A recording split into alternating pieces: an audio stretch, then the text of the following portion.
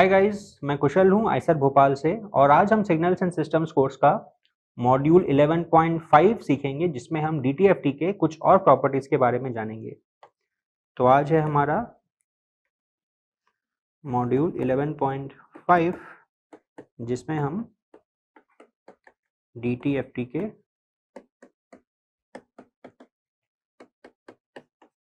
कुछ और प्रॉपर्टीज के बारे में जानेंगे। तो मैं फिर से आपको एक बार याद दिला दूं कि जो डीटीएफटी होता है वो डिस्क्रीट टाइम सिग्नल्स के लिए डिफाइंड होता है। तो अगर आपके पास कोई डिस्क्रीट टाइम सिग्नल है एक्स ऑफ एन जिसका फूरियर ट्रांसफॉर्म निकालना चाहते हैं तो आप ये डीटीएफटी का फॉर्मूला यूज कर सकते हैं। तो ये है summation n equal to minus infinity to infinity x of n e power minus j omega n. और ये जो ओमेगा होता है ये एक डायमेंशनलेस क्वांटिटी है और हमारा डीटीएफटी एक पीरियोडिक फंक्शन होता है विद अ पीरियड ऑफ 2 पाई। तो आपने जैसे एक डिस्क्रीट टाइम सिग्नल का डीटीएफटी निकाला, आप इनवर्स डीटीएफटी का फॉर्मूला यूज करके आप एक गिवन फूरियर ट्रांसफॉर्म का करस्पॉन्डिंग डिस्क्रीट टाइम सिग्नल भी निकाल सकते हैं। तो उसके लिए आपको ये एक्सप्रेशन यूज करना पड़ेगा, x of n equal to 1/2 pi integral over 2 pi capital X e power j omega e power j omega n d omega. तो अगेन ये जो इंटीग्रल है ओवर 2 पाई, ये 2 पाई इसका लोअर लिमिट नहीं है।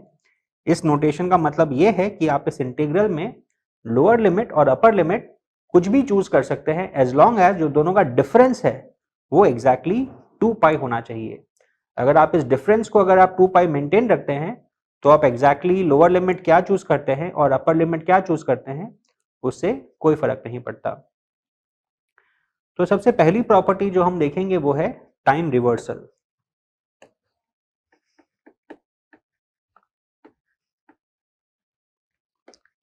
टाइम रिवर्सल यानी कि अगर आप एक कोई गिवन डिस्क्रीट टाइम सिग्नल को अगर आप फ्लिप कर देते हैं तो उसके करस्पॉन्डिंग फूरियर ट्रांसफॉर्म में क्या असर पड़ता है।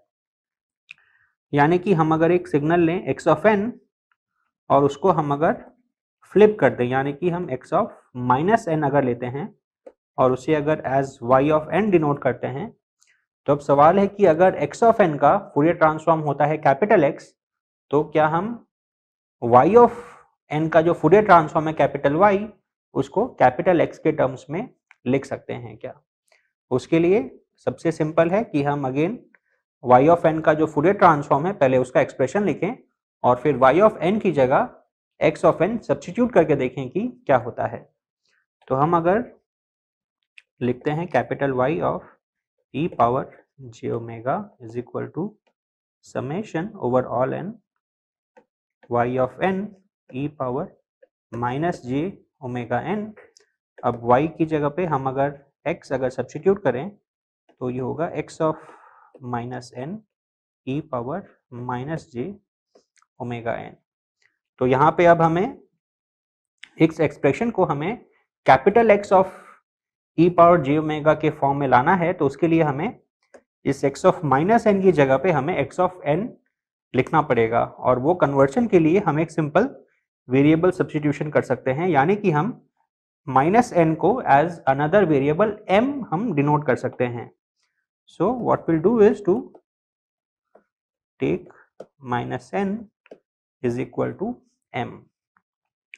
तो अगर हम ये चेंज करते हैं तो हमारा समेशन बन जाता है over m x of m E power j omega m। अब यहाँ पे ये जो पहले समेशन था ओवर n और यहाँ पे समेशन है ओवर m, उससे कोई फर्क नहीं पड़ा क्योंकि जो n है वो अगर माइनस इन्फिनिटी से इन्फिनिटी तक जा रहा है तो हम अगर n की जगह अगर माइनस m अगर ले लेते हैं तो वो भी माइनस इन्फिनिटी से प्लस इन्फिनिटी तक ही जाएगा। इस वजह से इस समेशन में कोई फर्क नहीं पड़ रहा है। तो इसे अब हम लिख सकते हैं summation over all m x of m E power minus J of minus omega into m। तो अब ये जो हमारा एक्सप्रेशन है ये एग्जैक्टली डीटीएफटी के फॉर्म में है, बस डिफरेंस इतना है कि ओमेगा की जगह पे यहाँ पे माइनस ओमेगा आ गया है, यानी कि this will be equal to capital X e power minus j omega. यानी कि जो पहले जो हमारा कैपिटल एक्स जो फंक्शन था वो अब हमारा फ्लिप हो गया है। यानी कि हमने अगर एक डिस्क्रीट टाइम सिग्नल को टाइम डोमेन में अगर फ्लिप किया तो फ्रीक्वेंसी डोमेन में भी एग्जैक्टली वही ऑपरेशन होता है और वो जो फूरियर ट्रांसफॉर्म है वो भी फ्रीक्वेंसी एक्सिस के अलोंग फ्लिप हो जाता है। तो ये थी हमारी सिंपल प्रॉपर्टी टाइम रिवर्सल की। इसको अगर हम ब्रीफ में अगर लिखना चाहें तो हम इस तरह से लिख सकते हैं कि अगर हमारा एक्स ऑफ एन का फूरियर ट्रांसफॉर्म है e power x of e power j omega, तो अगर हम एक्स ऑफ माइनस एन लेते हैं तो उसका फूरियर ट्रांसफॉर्म होगा capital X e power minus j omega. तो ये था हमारा सिंपल टाइम रिवर्सल प्रॉपर्टी। अब देखते हैं कि टाइम एक्सपेंशन प्रॉपर्टी क्या होता है। जैसे कि हमने कंटिन्यूअस टाइम डोमेन में देखा था कि हम अगर टाइम डोमेन में अगर स्केलिंग करते हैं तो हमारे करस्पॉन्डिंग फूरियर ट्रांसफॉर्म में क्या असर पड़ता है। तो अभी हम देखेंगे टाइम एक्सपेंशन।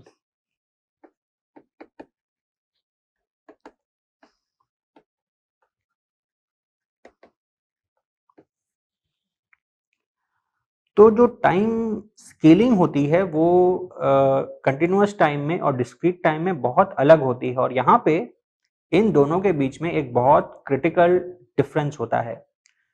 तो हम जब कंटिन्यूअस डोमेन में जब टाइम स्केलिंग करते हैं तो हमारा जो सिग्नल है वो या तो कंप्रेस हो जाता है या एक्सपैंड हो जाता है, पर उसमें जितनी भी इंफॉर्मेशन है वो इंटैक्ट रहती है, वो कहीं जाती नहीं है। लेकिन डिस्क्रीट टाइम केस में अगर हम सिग्नल को अगर कंप्रेस करते हैं तो उसमें लॉस ऑफ इंफॉर्मेशन होता है, क्योंकि वो डिस्क्रीट टाइम पे डिफाइंड है और जो बीच के जो पॉइंट्स है वहां पे वो डिफाइंड नहीं होता है। इसका मैं एक एग्जांपल देता हूं। सपोज हम एक सिंपल सा अगर एक सिग्नल लेते हैं, ये है सपोज हमारा n, ये है x ऑफ n और सपोज ये सिग्नल 0 पे है यूनिटी, 1 पे है सपोज ये 0.5 और लेट्स से 2 पे ये है 0.7 और बाकी सारे n पे इसकी जो वैल्यू है वो है 0। अब सपोज हम अगर एक नया सिग्नल डिफाइन करते हैं y of n which is equal to x of 2n, तो अब ये y ऑफ n कैसा लगेगा। इसे हम अगर ड्रॉ करें,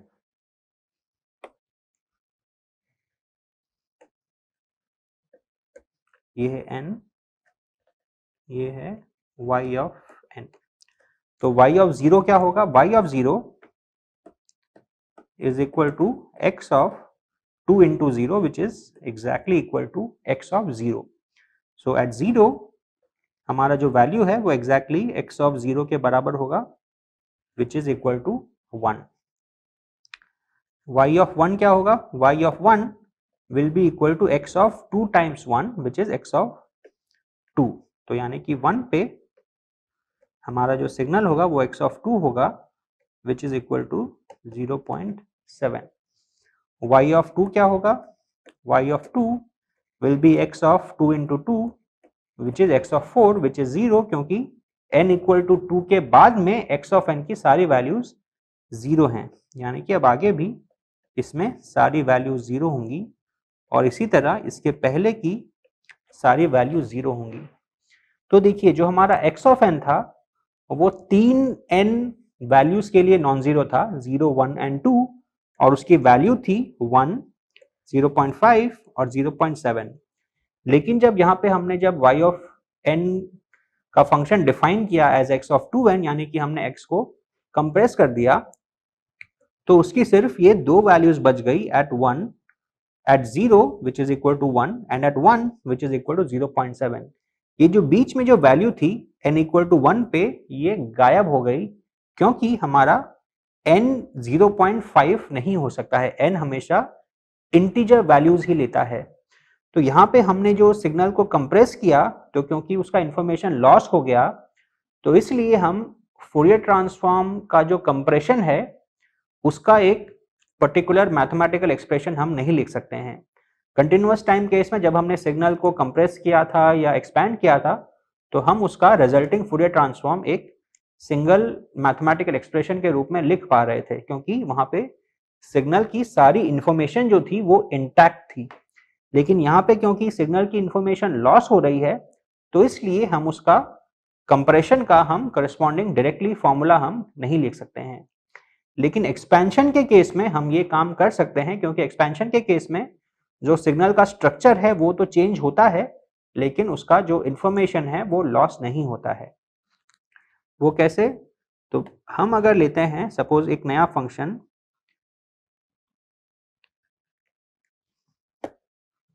suppose y1 of n is equal to x of n by 2।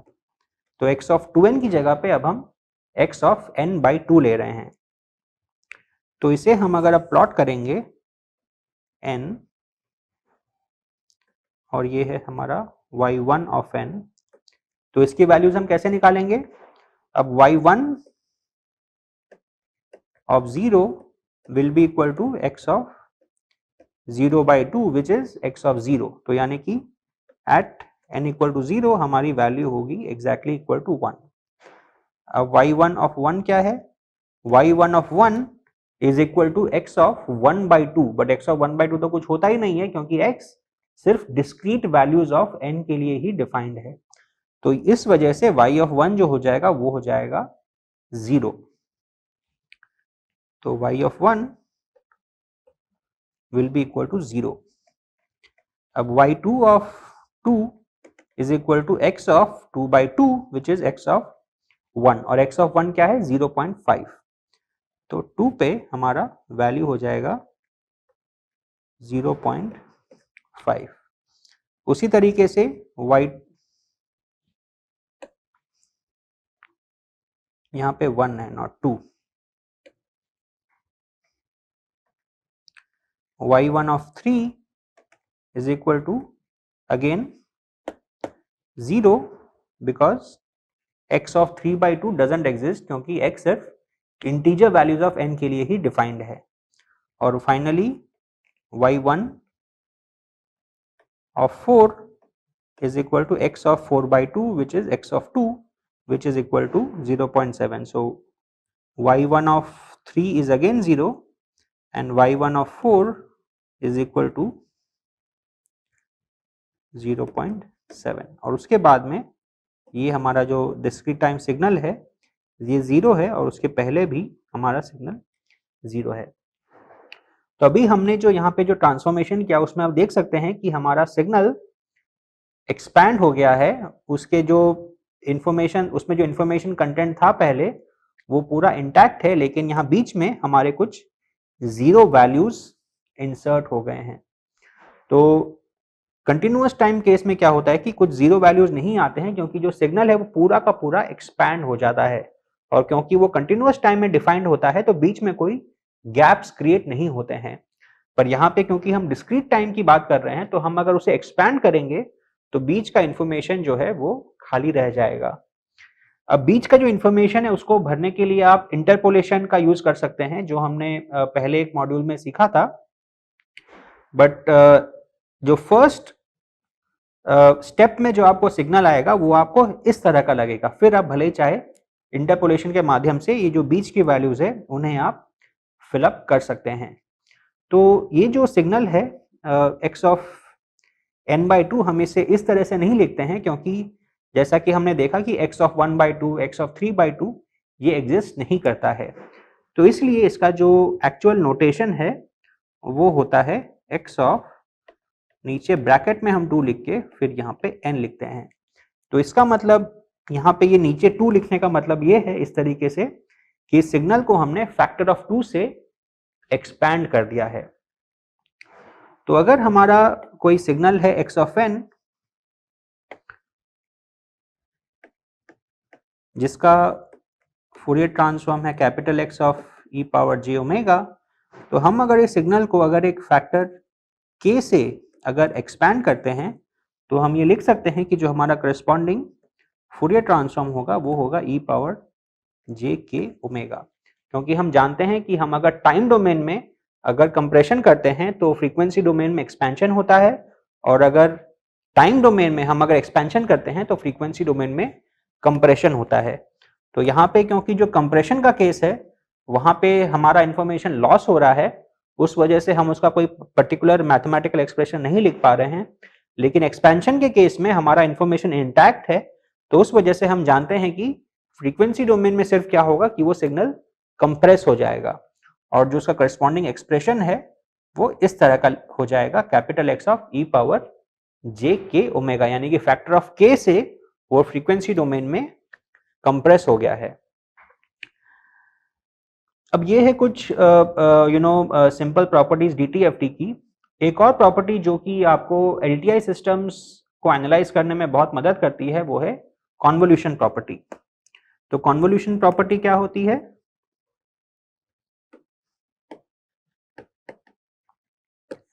कि अगर आपके पास कोई अगर एलटीआई सिस्टम दिया हुआ है और उसमें अगर आप एक डिस्क्रीट टाइम सिग्नल अगर इनपुट करते हैं और आपको एक डिस्क्रीट टाइम सिग्नल अगर आउटपुट मिलता है, तो जैसा कि हम जानते हैं कि क्योंकि ये सिस्टम एलटीआई है तो हम इसका आउटपुट और इनपुट के बीच में रिलेशन कॉन्वोल्यूशन को यूज करके रिप्रेजेंट कर सकते हैं। उसके लिए हमें इसका इम्पल्स रिस्पॉन्स पता होना चाहिए। तो h of n is the impulse response. Impulse response क्या होता है कि हम अगर इस एलटीआई सिस्टम में अगर एक डेल्टा फंक्शन को इनपुट देंगे तो जो हमारा आउटपुट निकलेगा उसे हम इम्पल्स रिस्पॉन्स कहते हैं। और कोई आर्बिट्ररी सिग्नल अगर हमारे इस एलटीआई सिस्टम में इनपुट है तो उसका जो करस्पॉन्डिंग आउटपुट है उसे हम लिख सकते हैं that given input x of n convolved with the impulse response h of n, यानी कि y of n is equal to x of n convolved with h of n। और क्योंकि हम यहाँ पे हम इन x ऑफ n और h ऑफ n को इंटरचेंज कर सकते हैं तो हम उसे h of n convolve with x of n भी लिख सकते हैं। इससे जो फाइनल रिजल्ट है उसमें कोई असर नहीं पड़ता है। अब जैसे कि हम जानते हैं कंटिन्यूअस टाइम डोमेन से कि अगर हम किसी दो सिग्नल का टाइम डोमेन में अगर कॉन्वोल्यूशन करते हैं तो करस्पॉन्डिंगली फ्रीक्वेंसी डोमेन में वो मल्टीप्लिकेशन बन जाता है, और ये प्रॉपर्टी जो कंटिन्यूअस टाइम डोमेन में जो वैलिड थी वो डिस्क्रीट टाइम डोमेन में भी वैलिड है। यानी कि हम अगर इन सिग्नल्स का अगर हम फूरियर ट्रांसफॉर्म लेते हैं तो हम अगेन लिख सकते हैं capital Y of e power j omega is equal to capital x of e power j omega into capital H of e power j omega. इसका जो प्रूफ है करीब करीब वैसे ही होता है जैसा कि हमने कंटिन्यूअस टाइम केस में किया था। तो अभी मैं इसका प्रूफ दोबारा से नहीं करूंगा, बट मैं आपको एनकरेज करूंगा कि आप इसको खुद से प्रूफ कीजिए और ये वेरीफाई कीजिए कि ये रिलेशन एक्चुअली में होल्ड करता है या नहीं। तो इस रिलेशन का सबसे बड़ा इंपॉर्टेंस ये है कि आपको ये एलटीआई सिस्टम्स को एनालाइज करने में बहुत मदद करता है, क्योंकि कई बार क्या होता है कि जो कॉन्वोल्यूशन है उसे कैलकुलेट करना थोड़ा सा कॉम्प्लिकेटेड होता है, पर आपके पास अगर कैपिटल एच का फंक्शन है तो आप गिवन इनपुट का फूरियर ट्रांसफॉर्म निकालिए, उन दोनों को मल्टीप्लाई कीजिए और उसका आप इनवर्स फूरियर ट्रांसफॉर्म निकाल लीजिए। जनरली ये जो प्रोसेस होता है ये थोड़ा आसान होता है करने के लिए और इसीलिए हम इसे प्रेफर करते हैं। तो फूरियर ट्रांसफॉर्म की जो लास्ट प्रॉपर्टी हम आज देखेंगे वो है पार्सेवाल्स रिलेशन, जो अगेन हमने देखा है जब हमने फूरियर सीरीज को पढ़ा था। तो हमने देखा था कि हम अगर एक गिवन सिग्नल का अगर हम एब्सोल्यूट इंटीग्रल लेते हैं तो उस इंटीग्रल की वैल्यू हम उसके फूरियर सीरीज कोएफिशिएंट्स के सम के द्वारा भी निकाल सकते हैं। तो उसी तरीके से हमारा डिस्क्रीट डोमेन में भी पार्सेवाल्स रिलेशन वैलिड होता है। तो वो कुछ इस तरह का लगता है।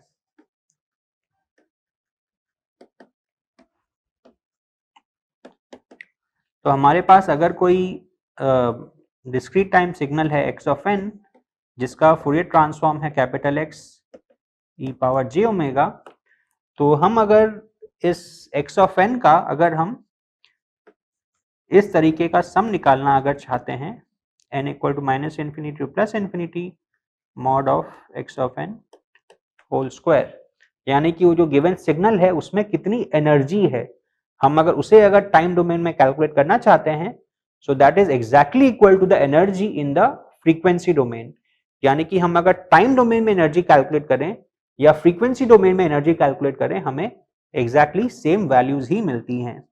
और फ्रीक्वेंसी डोमेन में एनर्जी कैसे कैलकुलेट करते हैं, वो इस एक्सप्रेशन को यूज करके 1/2 pi integral over 2 pi mod capital X of e power j omega whole square d omega.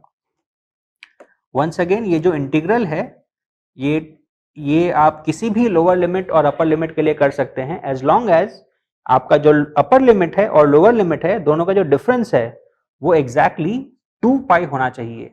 अगर आप उस कंडीशन को अगर आप मेंटेन करते हैं तो फिर आप कोई भी upper limit lower limit choose कीजिए, उससे कोई फर्क नहीं पड़ता। तो ये है मतलब इस नोटेशन का। तो अगेन पार्सेवल्स रिलेशन हमें क्या बताता है कि टाइम डोमेन में अगर आप एनर्जी कैलकुलेट करते हैं बाय यूजिंग दिस एक्सप्रेशन, या फिर आप अगर फ्रीक्वेंसी डोमेन में एनर्जी कैलकुलेट करते हैं बाय यूजिंग दिस एक्सप्रेशन, दोनों की जो वैल्यूज है वो एग्जैक्टली सेम आनी चाहिए। और वो इसलिए क्योंकि जो एनर्जी है वो फूरियर ट्रांसफॉर्म ऑपरेशन के द्वारा लॉस भी नहीं होती और क्रिएट भी नहीं होती। तो ये था एक ब्रीफ इंट्रोडक्शन DTFT के कुछ और प्रॉपर्टीज के बारे में। अगले मॉड्यूल में हम DTFT के एक एग्जांपल को देखेंगे जो हम इन प्रॉपर्टीज को यूज करके सॉल्व करेंगे। अगर आप ये प्रॉपर्टीज अगर नहीं जानते हैं तो शायद आपको उस प्रॉब्लम को सॉल्व करने में काफी दिक्कत आएगी। इसीलिए DTFT की प्रॉपर्टीज इतना मायने रखती हैं, क्योंकि कई सारे ऑपरेशंस और कई सारे कैलकुलेशंस आप इन प्रॉपर्टीज के द्वारा बड़ी आसानी से सॉल्व कर सकते हैं। मैं अगेन आपको सजेस्ट करूंगा कि आप इन प्रॉपर्टीज को अच्छे से समझिए और जो डेरिवेशंस हैं उन्हें भी अच्छे से जानिए, क्योंकि अगर आप डेरिवेशंस को नहीं जानेंगे तो उस प्रॉपर्टी को कहाँ पे यूज करना है और कहाँ पे नहीं करना है वो शायद आप ठीक से समझ नहीं पाए और शायद आप उन्हें सही तरीके से अप्लाई भी नहीं कर पाए। तो इन्हें आप अच्छे से फिर से देखिए और इनके करस्पॉन्डिंग प्रॉब्लम्स को प्रैक्टिस कीजिए ताकि आपको ये कॉन्सेप्ट अच्छे से समझ में आ जाए। Thank you.